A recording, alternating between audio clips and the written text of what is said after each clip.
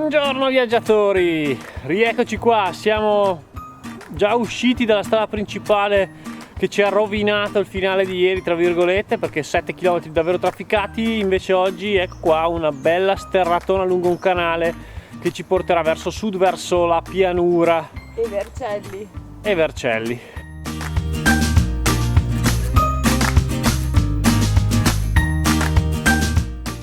Le piogge dei giorni scorsi hanno lasciato un po' il segno su questa strada, quindi bisogna fare un po' di slalom tra le pozze, cosa che col carrellino non è proprio semplice, però vabbè, si va avanti.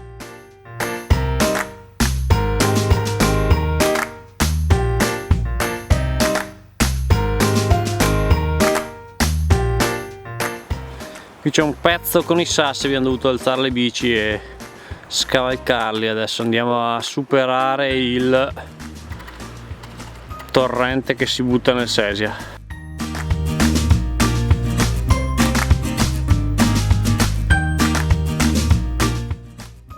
Da Romagnano ci mettiamo sul percorso fuori strada di Bici in Vigna con Antonelli, che fa parte della rete dei percorsi per mountain bike della provincia di Novara.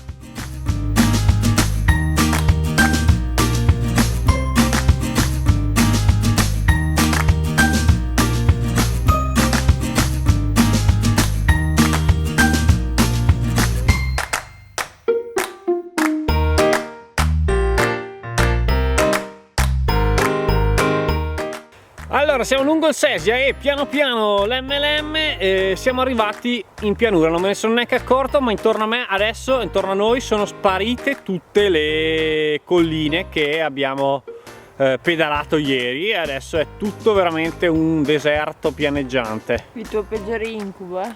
Il mio peggiore incubo, anche perché siamo in mezzo alla nebbia, ma questo lo sapevamo.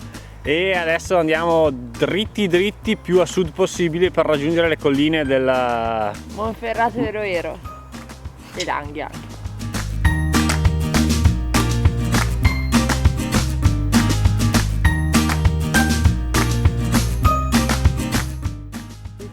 E intanto Nala va a spasso, fugge, chissà se tornerà. E dopo lo sterratone anche un bel single trail per non farci mancare nulla.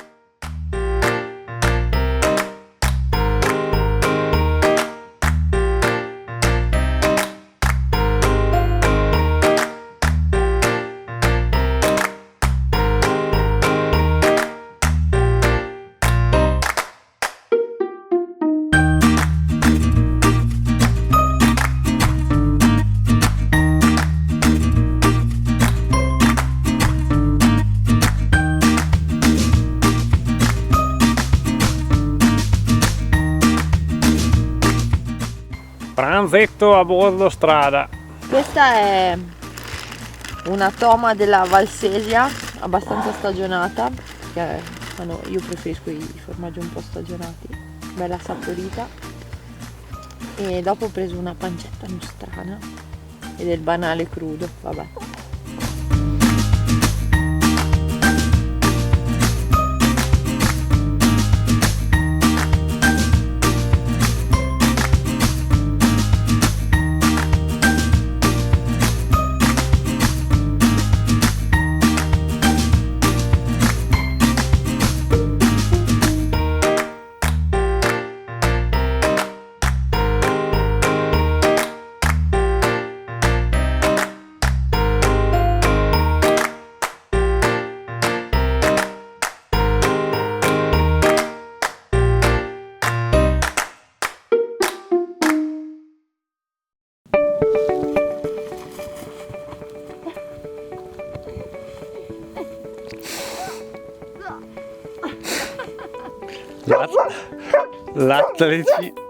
L'atleticità di Vero.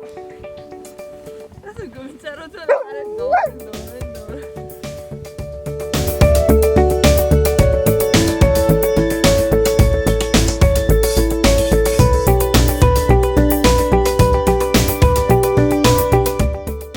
L'abbazia dei Santi Nazario e Celso, appena fuori da un tracciato sterrato che stavamo facendo lungo il Sesia. e l'abbazia è datata attorno all'undicesimo secolo, e però è stata costruita su precedenti resti di una struttura monastica benedettina, e addirittura al suo interno sono conservati dei reperti, dei sarcofagi d'epoca romana.